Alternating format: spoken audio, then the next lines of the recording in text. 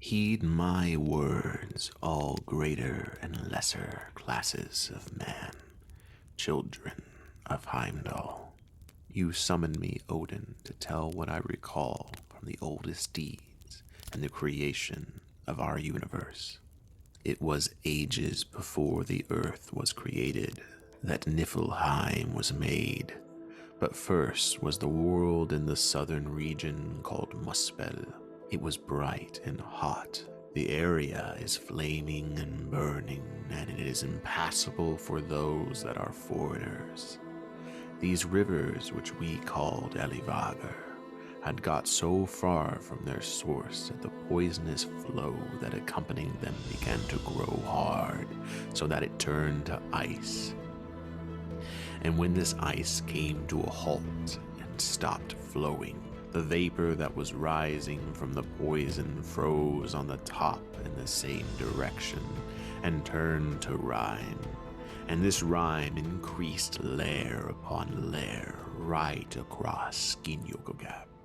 But the southerly part of Ginnungagap cleared up the face of the sparks and molten particles that came flying out of the world of Muspel.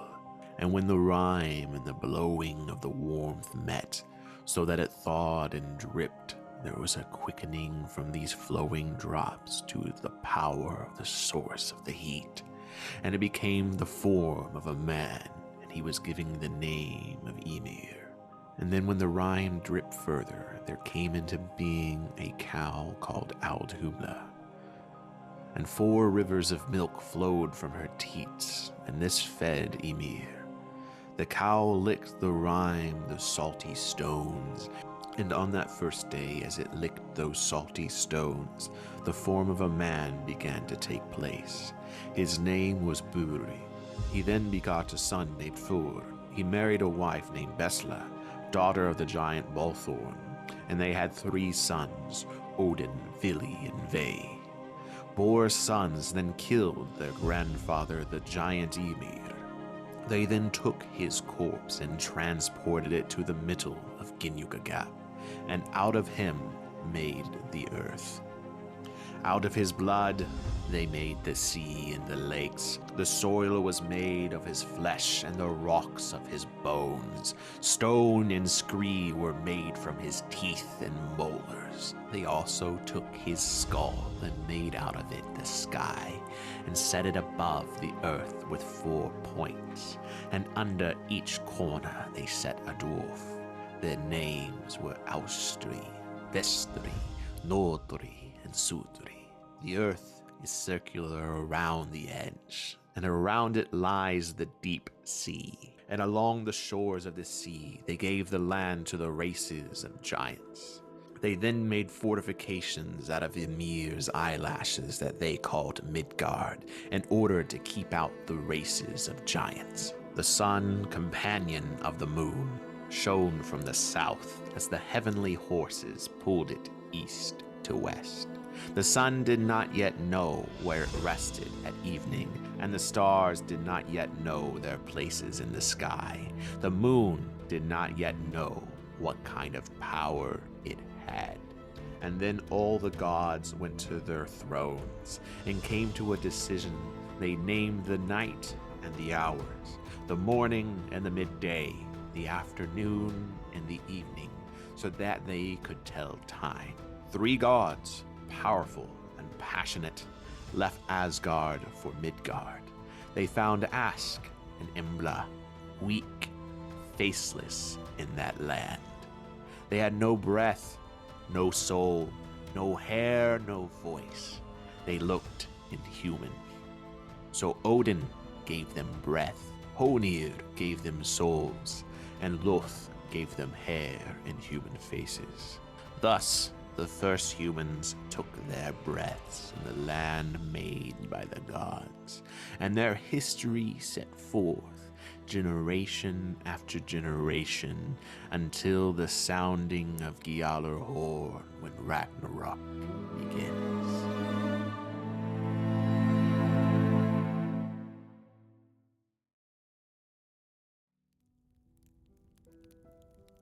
I really hope you enjoyed the beginning of this video and just that interpretation of that story. Now, where I got this from and where I created this narrative came from both the prose and poetic Edda.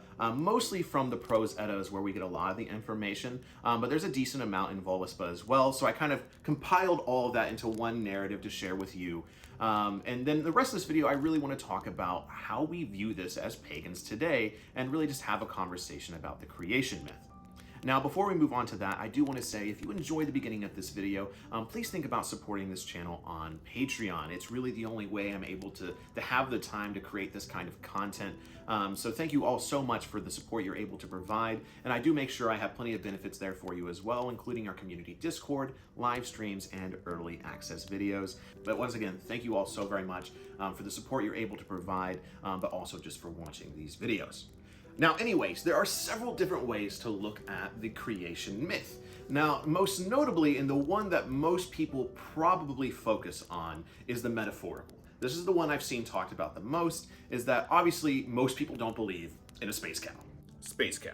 But what a lot of people in the faith that have had conversations about it do seem to believe in is the idea that the names have something to do with this secret to the universe or secret to how the ancestors understood everything. So for instance, Ymir, I don't know the exact interpretation, so I apologize there, but I do know it has something to do with sound or the first sound, and so a lot of people attribute this to the Big Bang and the first sound of the universe. And then you even have Odin's family, you have Bor and Besta, which if I remember correctly, have something to do with like the creation of fire, and then Odin is the spark of wisdom that created that, and that's why that's their son, and then Loki is the breath that makes the fire go, and there's all kinds of stuff around that. But it really seems like a lot of people dig into the linguistic side of things to kind of unlock the secrets of the creation myth. Now, moving on from that, you do have the literal interpretation, which I have to be very careful with because I live in Kentucky, which has the Creation Museum, which is an entire science museum devoted to creationism within Christianity, saying that the Earth is only 6,000 years old, that dinosaurs were around at the time of Adam and Eve, and all of that very strange stuff. And we've even had a debate with the Creation Museum's founder, Ken Ham, and Bill Nye, the science guy, in Richmond, Kentucky, only a few miles away from me. And so this conversation of creationism and science has been a battleground here in Kentucky. But honestly, you know, anyone that I know goes to the Creation Museum goes to really make fun of it. Because one, it's like super expensive to get in there, and you're just reading this stuff like, yeah, here's Adam and Eve hanging out with a raptor. And then Odin and a bunch of other dudes were walking on the beach, and they find this piece of wood. And they say, you know what? Let's create tree people. And then those tree people will eventually worship us. This is science, guys. This is science. So I really don't think anyone should look at the Norse creation myth as literal. But what I will say is that I think when you take the literal and you combine it with what we know from science, you actually do get something quite interesting. So first and foremost, you have Ginnungagap. Ginnungagap. I mean, it means nothingness. It means the nothingness, the void, space, Ginnungagap. That's not too far of a stretch, really not a stretch at all. And then we're moving on to things like Ymir, which is an ice giant. Ymir. Well, why could Ymir not be a ice planetoid? And then we also have the theory, which I remember hearing as a child, that during the formation of Earth, of Midgard, there was a molten like rock thing that got smacked by an ice giant that gave us our water and our atmosphere, and then even possibly created our moon. And so the idea of Ymir being broken down from a planetoid into what made Midgard is honestly not that far from what could have actually happened scientifically that our ancestors understood a little bit more literally. And then something not mentioned in the story that, you know, really leads to the idea the ancestors may have understood it a little bit more than even some people in the later years in human history. They had the idea of the shield of Sviol, which is an invisible shield that protects us from the sun. Sounds a lot like the atmosphere, you know? That's really interesting. And so I really think that if you're going to look at this literally in any single way, look at how we can compare this to science. You know, look at Ymir and the ice planetoid, Ginnungagap in space, even Ymir and, you know, the Big Bang theory. I think it all comes together, which is why in the beginning of this video I put this story to the, you know, the backdrop of space and the, you know, meteorites and planetoids and galaxies, because I think it does actually fit quite well. Now, when it comes to the space cow, I still have absolutely no idea where this fits in. Well, you see, you have the space cow. The space cow licks the salty stones, right? And then out of the salty stones comes this dude. And then he bangs this chick named Besla. And then Odin, Vili, and they go and kill Ymir. They drag his corpse to the center of the universe, and they create Midgard. But the space cow, she's still out there somewhere. I'm gonna find that space cow. Well, no, actually, I say that. I don't know if it necessarily fits into any form of science and literal combining in any way, but there was a story that I read in the history of the Norwegian kings that talked about a famous earl or a king or a jarl that had a cow that he drank straight from the teat, and he would drink the milk, and that is supposedly what gave him his powers. I don't really know how much you want to look into that, but maybe that has something to do with the idea of something feeding off of a cow is supposed to be kingly in some way. I'm not sure. That's about all I have on the space cow thing. Space cow. Now, the way that I believe it and the way I see it and that I really want to share with you in this video is that I really see this as a way for our ancestors to explain where we came from. This has been an age-old question across the world, across cultures, is why are we here and where are we going? Because we know we are born and we know we die. I mean, that's something every human witnesses and goes through. And so I think we have always perceived that the universe at some point was created and at some point it will be destroyed.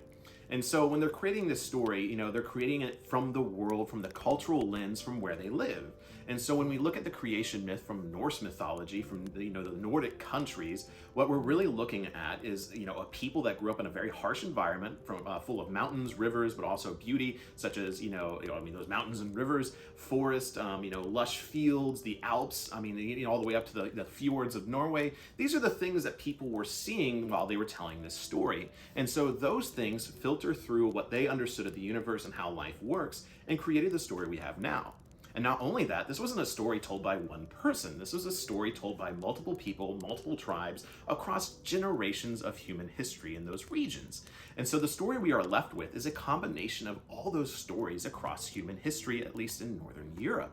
And so that's really exciting, which is why I created this video the way I did, because this is a way to honor the ancestors and share their story on how they viewed the universe being formed. But the thing I find very interesting is that literal and the scientific coming together is, even though they didn't have telescopes or they really didn't have a way to measure the universe in any quantifiable way, they still seem to get some things at least a little bit right.